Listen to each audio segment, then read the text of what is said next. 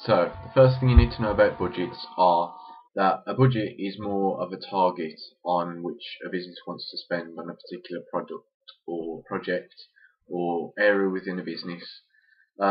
Most people think of a budget as a limit, a maximum limit to spend on something, whereas organisations look at budgets for a target. So a budget of, I don't know, 2 million may be given to the company's product development team. Well, the organisation will say, here's your budget, and the product development team have got the responsibility to use that budget to its best capacity, really, to get the most out of the 2 million. Underspending on the budget can be just as bad as overspending.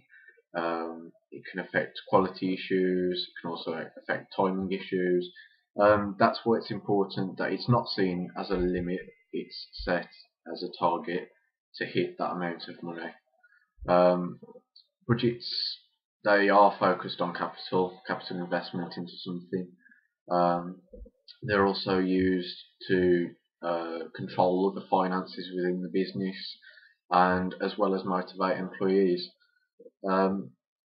If an organisation's employee has been given a budget for a certain amount, it can be quite motivational for them to work towards that budget, as opposed to giving, say, like a section of the business an unlimited amount of capital.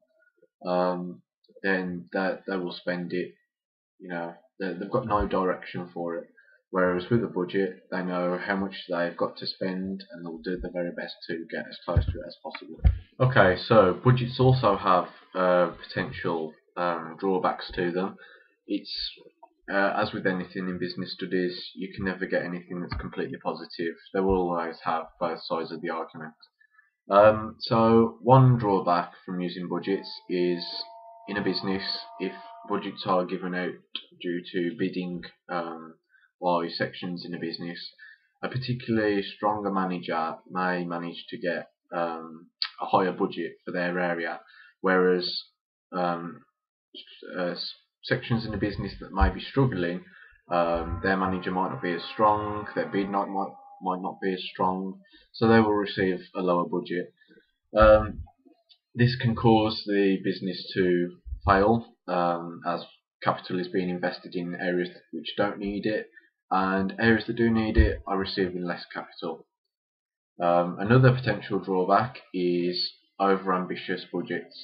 Now, we spoke about how motivational budgets can be, but they can also be quite demotivating for employees, especially when they're not met.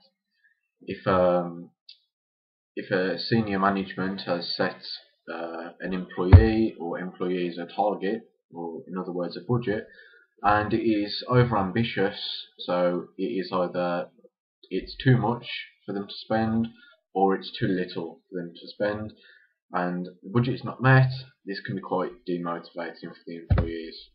Okay, so another important part of using budgets is measuring variances. Variances come in two different categories. There are favourable and there are adverse variances. Favourable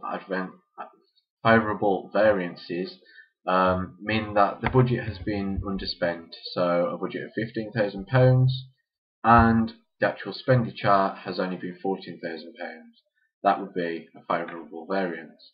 Whereas an adverse variance means the budget has been overspent. So again, the same budget of £15,000, if £16,000 has been spent instead, that is an adverse variance. Adverse does not necessarily mean bad for the business. It could be good. It could mean that the extra money that's been invested, so whatever's gone over the budget, that may have improved quality in the products, or may have caused better performance in certain areas, and it's all down to the analysing of the variance itself, not by how it's categorised. The same with a favourable variance. Just because less money has been spent, it doesn't mean that it is better for the business. If a department has underspent quite a lot, it could mean that they've made shortcuts. This again can affect quality, it can affect performance, and the rest of the business in all different ways.